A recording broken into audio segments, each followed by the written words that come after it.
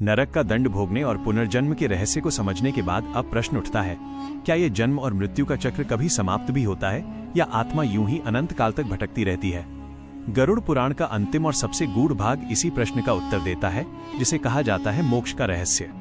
भगवान विष्णु गरुड़ से कहते हैं कि आत्मा का वास्तविक उद्देश्य केवल जन्म लेना और मरना नहीं, बल्कि स्वयं को पहचानना है। जब आत्मा ये समझ जाती है कि वो केवल शरीर नहीं बल्कि परम चेतना का अंश है, तभी मुक्ति का द्वार खुलता है।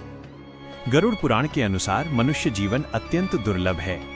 देवता भी इस जन्म की कामना करते हैं, क्योंकि केवल मनुष्य ही ऐसा प्राणी है जो अपने कर्म बदल सकता है, अपने विचारों को शुद्ध कर सकता है और ईश्वर की भक्ति द्वारा मोक्ष की ओर बढ़ सकता है।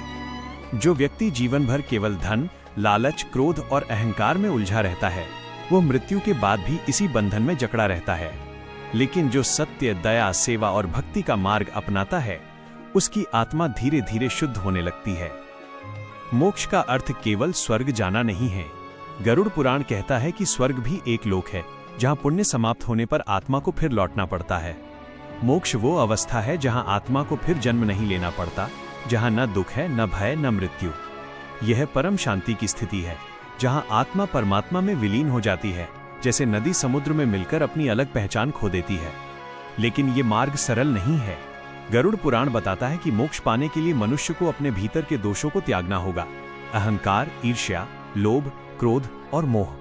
जब तक ये बंधन है, आत्मा मुक्त नहीं हो सकती। भगवान का स्मरण, सत्कर्म, दान, संयम और सच्ची भक्ति ही वो साधन हैं जो आत्मा को ऊंचा उठाते हैं। केवल मंत्र जप लेना या पूजा कर लेना पर्याप्त नहीं, बल्कि जीवन के हर कर्म में धर्म और करुणा का होना आवश्यक है। गरुड़ पुराण का अंतिम संदेश भय नहीं बल्कि जागृति है। यह ग्रंथ मनुष्य को डराकर नहीं बल्कि सचेत करके कहता है कि जीवन अमूल्य है और हर क्षण एक अवसर है। मृत्यु निश्चित है, लेकिन उससे पहले का समय हमारे हाथ में है। जो व्यक्ति इस सत्य को समझ लेता है, वो जीवन को केवल भोग के लिए नहीं बल्कि योग और ज्ञान के लिए जीता है। अंततः भगवान विष्णु गरुड़ से कहते हैं, हे गरुड़, जो मनुष्य अपने कर्मों को सुधार लेता है, दूसरों के दुख को समझता है, सत्य का साथ देता है और ईश्वर को अपने हृदय में स्थान देता है, वही इस जन्म मरण के चक्र से मुक्त होता है। यही मोक्ष है, यही आत्मा की अंतिम मंजिल है और यही है गरुड़ पुराण का अंतिम सार।